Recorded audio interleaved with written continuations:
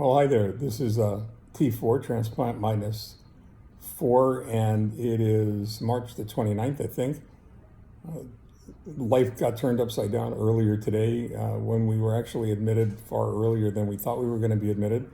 And we thought once we got up to the 6th floor, which is the transplant wing of the hospital, we'd be able to go ahead and leave. But once I walked in the front door, they chained my leg with an ankle bracelet and led me to the room and said, nope, this is where you're going to stay.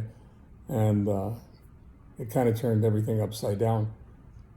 Trying to get used to the new normal of being in the room. And this is probably the 4th time I've started the blog, hoping to get through it. But each time I start it, somebody walks in and, you're in the hospital. And if you have any experience in hospitals, that's no place to go to get a rest. Everybody's very busy doing their job. And in a wing like this, there's a lot to be said for that because there's a lot going on all the time. And like all the other nurses we've encountered in this hospital and this facility, they're all amazing so far. I wasn't going to talk about that necessarily, but I was going to talk about the fact that this is my new normal. It's going to be my new normal for 30 days during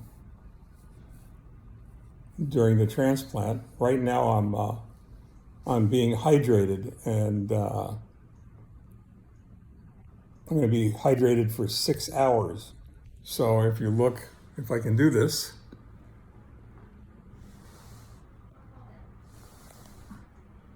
that's Harvey.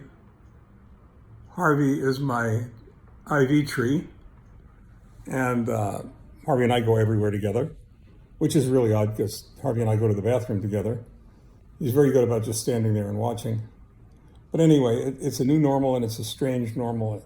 But what I wanted to talk about today was the fact that this is an unfamiliar environment that's going to become very familiar in a very short period of time because of the nature of what I'm about to go through, and how strange that is, and how wonderful it is that we are such resilient creatures. At least most of us are, and how quickly we adjust. But the thing that I couldn't get my head around is this feeling of anxiety I was going through as we got ready to come over here to the hospital for admission.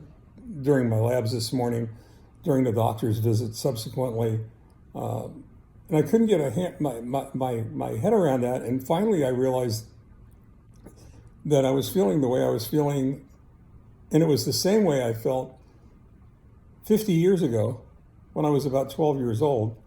And I wound up going to welfare camp as a kid after we'd moved from Brooklyn out to Long Island. And I realized that my anxiety about going to camp revolved around two things. First, it was being taken away from the familiar, or what had become familiar, and that was living in a suburb of the city out on Long Island after having been ripped away from what was familiar on Day Hill Road in Brooklyn.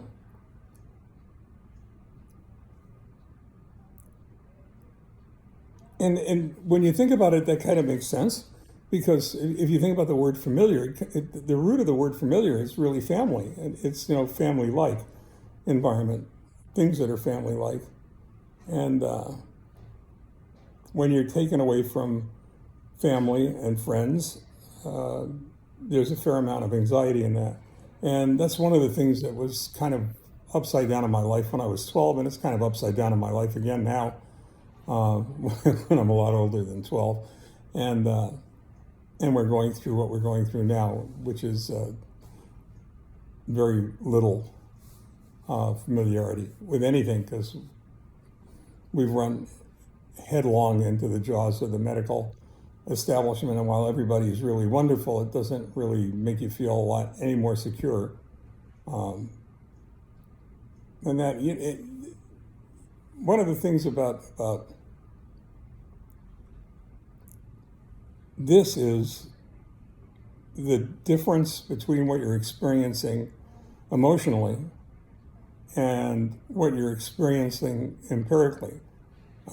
You can know and understand everything there is to know and understand about the nature of what you're about to go through, but that doesn't mean that your emotional self is capable of dealing with it. And I think to some degree that's what I'm going through right now. I've got tremendous sense of optimism about the future. I really think things are going to work out well. Matter of fact, I know they're going to work out well.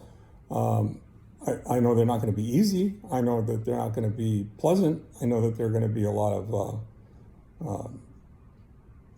roadblocks and obstacles in the way.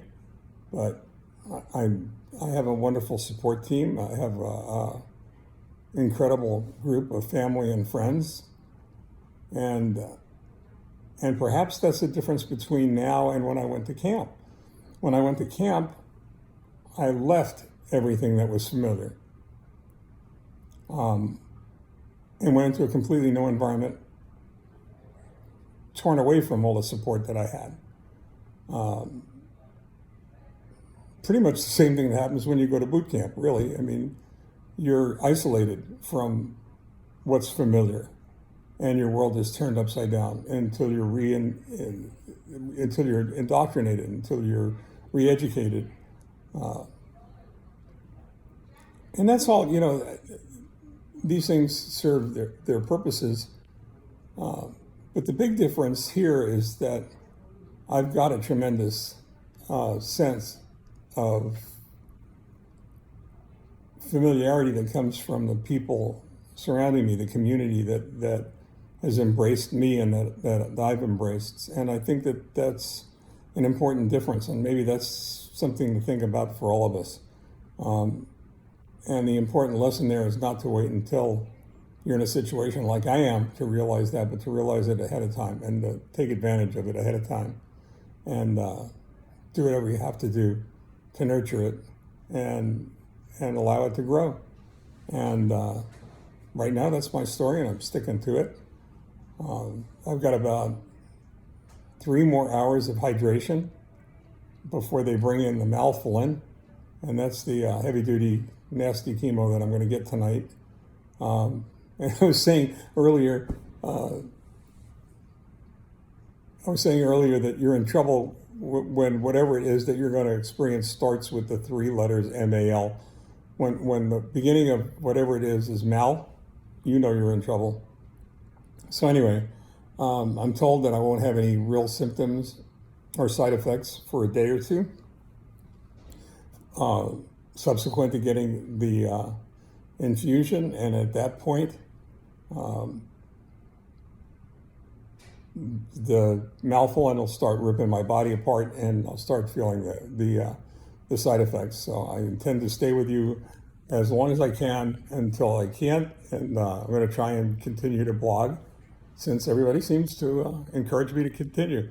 So thank you, and I'll check in with you again tomorrow. Bye-bye.